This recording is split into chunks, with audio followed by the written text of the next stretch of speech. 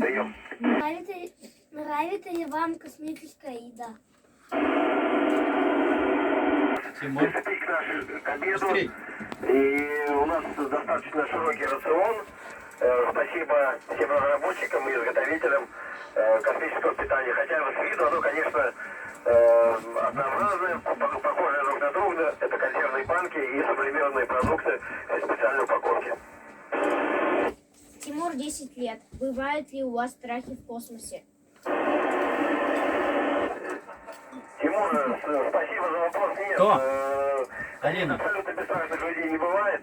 У нас есть определенные опасения, но страхов нет.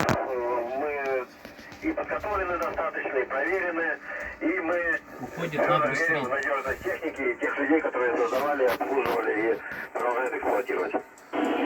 Какие эксперименты вы проводите на станции? Прием.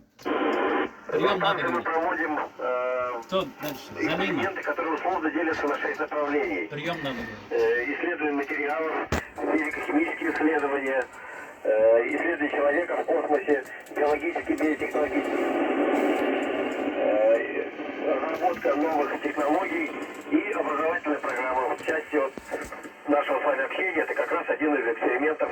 Наверняка вы вчера получали пакетные данные к эксперимента Интермаи-75. Прием.